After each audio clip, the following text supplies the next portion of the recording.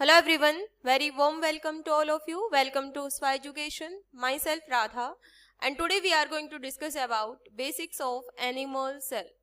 So if you are an aspirant of any one of the exam like FSSAI exam, FCI exam, so this lecture will definitely beneficial for all of you. So let's proceed with our today's lecture. So अगर मैं आपको syllabus दिखाऊं, so ये FCI assistant का syllabus है. सो इसमें हम लोग आज जूलॉजी का पोर्शन देखेंगे, एनिमल सेल का, बेसिक्स ऑफ एनिमल सेल का. So let's start with our today's lecture. Cell. Cell क्या होता है? Cell is the structural and functional unit of life. Cell क्या होता है? एक बेसिक यूनिट होती है लाइफ की. सेल से ही मिलके अपने ऑर्गन्स बनते हैं और उन ऑर्गन से मिलकर ऑर्गन सिस्टम बनता है, और इस तरीके से सेल को हम लोग क्या बोल देते हैं? Structural and functional unit of life. All organism consist of cell. सारे ऑर्गेनिज्म किससे मिलके बने होते हैं? सेल से मिलकर बने हुए होते हैं. Next one is organisation. Organisation में सेल से मिलके क्या बनता है? टिश्यू. और बहुत सारे टिश्यू मिल जाते हैं तो क्या बन जाता है? ऑर्गन. और बहुत सारे जब ऑर्गन मिल जाते हैं तो क्या बन जाता है? Organ system. सो टिश्यू क्या होता है? Group of cell. ऑर्गन क्या होगा? Group of tissue. और ऑर्गन सिस्टम कैसे बनेगा? जब ग्रुप ऑफ ऑर्गन मिल जाएंगे. सो ग्रुप ऑफ सेल जब मिल जाएगा तो वो क्या बना देगा? टिश्यू. ग्रुप ऑफ टिश्यू जब मिल जाएगा तो वो क्या बना देगा? ऑर्गन. और बहुत सारे ऑर्गन से मिलके क्या बन जाता है? Organ system. सो यहाँ पर देखो, जैसे ये एक सेल है और बहुत सारे ऐसे सेल्स मिले तो क्या बन गया? टिश्यू बन गया. और बहुत सारे जब ऐसे टिश्यू मिलेंगे, यानी कि ग्रुप ऑफ टिश्यू जब मिलेंगे तो क्या बन जाएगा? ऑर्गन बन जाएगा. सो ये क्या है? हार्ट. और इस ऑर्गन से मिलके क्या बन जाते हैं? बहुत सारे जब ऑर्गन मिल जाते हैं तो ऑर्गन सिस्टम बन जाता है. लेकिन जो इनिशियल यूनिट है वो क्या है? वो है सेल. इसलिए हम लोग क्या बोल देते हैं? Cell is the structural and functional unit of life. I hope आपको ये क्लियर हो गया. Next one is shell wall was first seen by Robert Hooke in 1665. Discover किसने किया था? रॉबर्ट हुक ने किया था 1665 में. Antonie van Leeuwenhoek to visualize living cells. इन्होंने क्या किया था? इन्होंने विजुअलाइज किया था. और सेल्स कितने तरीके का हो सकता है? Cells can be eukaryotic and prokaryotic. Next, basic history. ये आउटलाइन है हिस्ट्री की कि किस तरीके सेल का इवोल्यूशन हुआ, किस तरीके से ऑर्गेनिज्म बना और किस तरीके से जेनेटिक मटेरियल कहाँ कलेक्ट होता है, उसका एक ओवरव्यू है. So evolution of cell 3.5 billion year ago जो सेल है वो हम लोगों को देखने को मिली, और उसके बाद वहां पर इवोल्यूशन होता चला गया. ये कब देखने को मिला? 3.5 billion year ago evolution of cell देखा गया. फर्स्ट ऑर्गेनिज्म क्या था? कीमो हेटेरोट्रोफ्स थे जो पहले ऑर्गेनिज्म थे. डीएनए और प्रोटीन, इन दोनों का कॉम्बिनेशन कहाँ देखने को मिलता है? क्रोमोसोम में देखने को मिलता है. Aerobic bacteria evolve. कौन सा हुआ था सबसे पहले? माइटोकॉन्ड्रिया.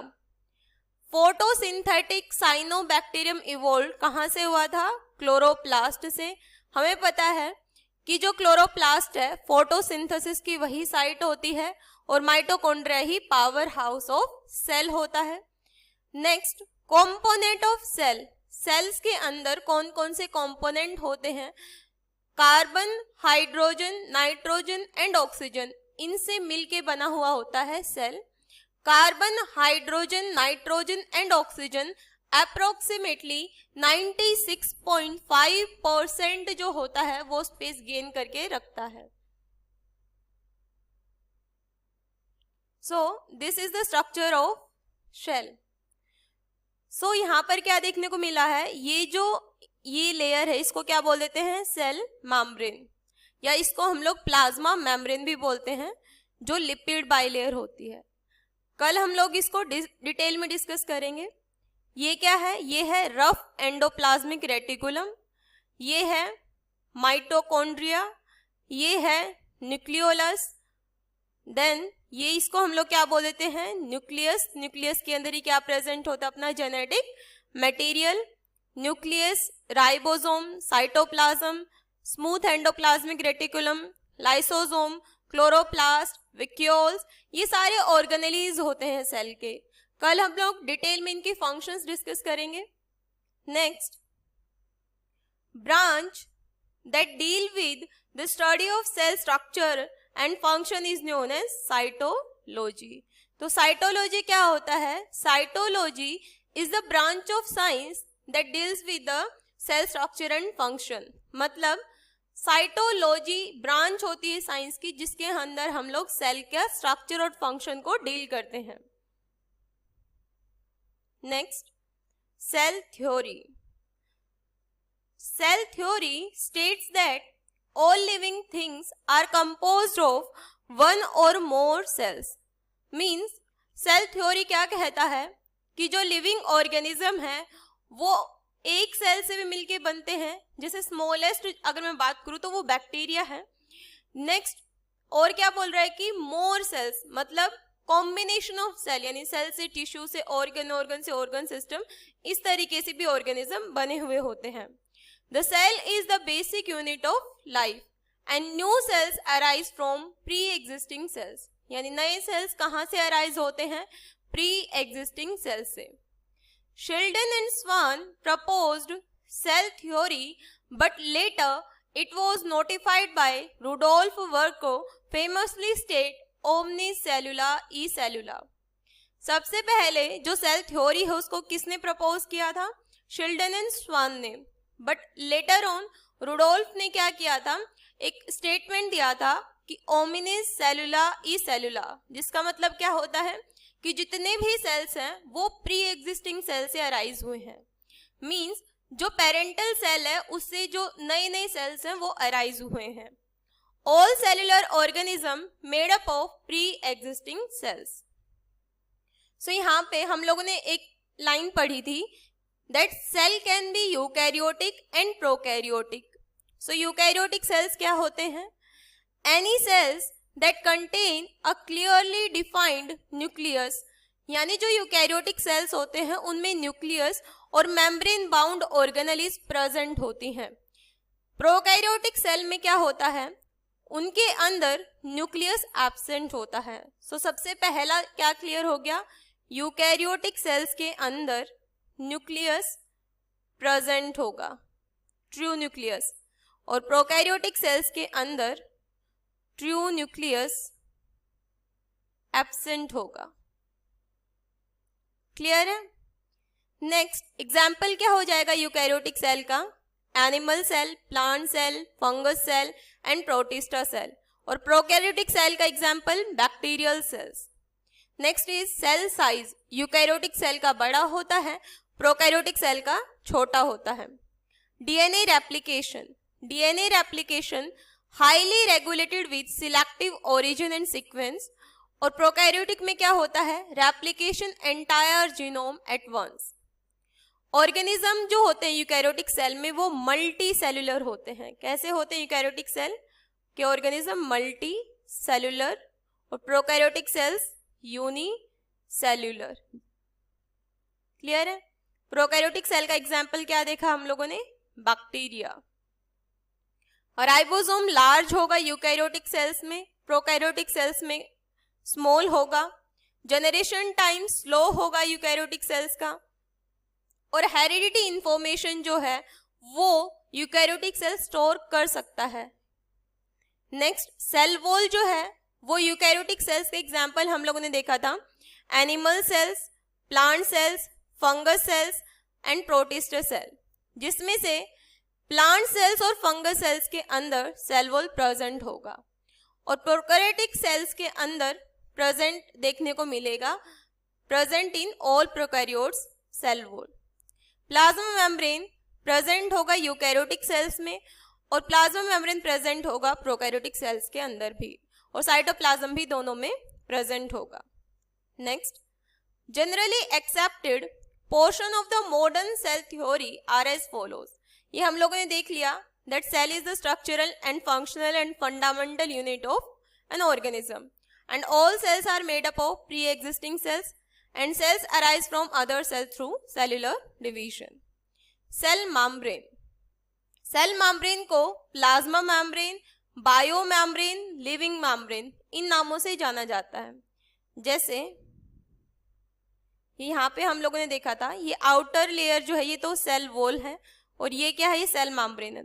तो सेल मेम्ब्रेन क्या करिए, बाहर ये जो इन्वायरमेंट है इसे प्रोटेक्शन दिलवा रही है सेल के अंदर के जो ऑर्गेनेलीज हैं।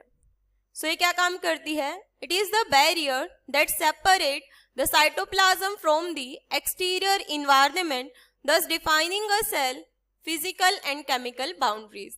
यानी जो एक्सटर्नल इन्वायरमेंट है उससे जो सेल के अंदर ऑर्गेनेलीज प्रेजेंट है या साइटोप्लाज्म जो है उससे सेपरेशन या फिर एक बाउंड्री के जैसा फंक्शन परफॉर्म करती है सेल मेम्ब्रेन। और सेल मेम्ब्रेन क्या होती है, बाई लेयर होती है, लिपिड बाई लेयर, और इसका स्ट्रक्चर डिटेल में हम लोग कल डिस्कस करेंगे। Next one is basic terms है ये कुछ। प्रोटोप्लाज्म, प्रोटोप्लाज्म क्या होगा, cytoplasm, nucleus and all cell organelles. Means जब सेल के अंदर सेल वॉल एब्सेंट होगा उस रिमेनिंग स्ट्रक्चर को, मान लो ये सेल है, इसके अंदर जो आउटर लेयर होती है सेल वॉल वो एब्सेंट है, ये होती है सेल वॉल, और इसके इनर वाली होती है सेल मेम्ब्रेन।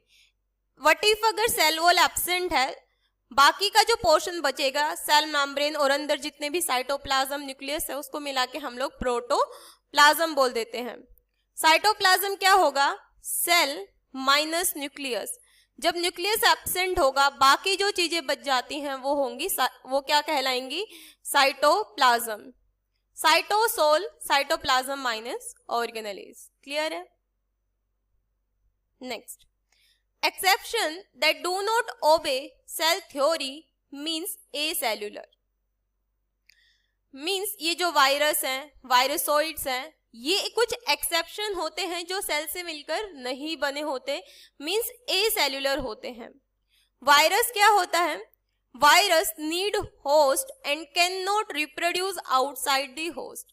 हम लोगों ने एक बात सुनी है वायरस के बारे में कि जब ये लिविंग के कांटेक्ट में आते हैं तो लिविंग जैसा बिहेव करते हैं, और जब ये नॉन लिविंग के कांटेक्ट में होते हैं तो नॉन लिविंग जैसा बिहेव करते हैं। और इनमें जो जेनेटिक मटेरियल होता है वो double stranded DNA, double stranded RNA, single stranded DNA and single stranded RNA present होता है। और जो वायरस का स्ट्रक्चर होता है उसमें क्या होता है, आउटर लेयर जो होती है वो क्या कहलाती है, ये प्रोटीन कोट होता है जिसको हम लोग क्या बोल देते हैं, कैप्सिड। और अंदर जेनेटिक मटेरियल जो है वो प्रेजेंट होगा। और जीनोम कैन बी लीनियर और सर्कुलर। वायरसोइड क्या होता है, virusoid, viroid is a single stranded covalently closed infectious RNA molecule without capsid. इसके अंदर कैप्सिड जो ये आउटर कवरिंग है ये एब्सेंट होगी, और सिंगल स्ट्रैंडेड जो जेनेटिक मटेरियल है वो सिंगल स्ट्रैंडेड पाया जाएगा। नेक्स्ट वन इज, ये वायरोइड जो है केवल प्लांट्स को ही इन्फेक्ट करेगा। प्रियोन्स क्या होते हैं, prion is misfolded protein which is infectious in nature. Prion protein trigger normal protein to fold abnormally. जो ये प्रोटीन्स होते हैं क्या करते हैं, नॉर्मल प्रोटीन को एबनॉर्मल में कन्वर्ट कर देते हैं जो कि डिसीज कॉज कर सकते हैं।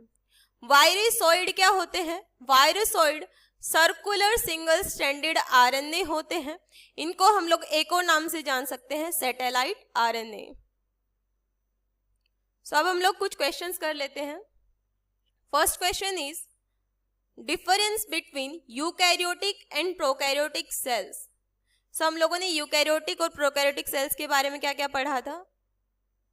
एक तो देखा था कि यूकैरियोटिक सेल में न्यूक्लियस प्रेजेंट होगा और प्रोकैरियोटिक सेल्स में एब्सेंट होगा।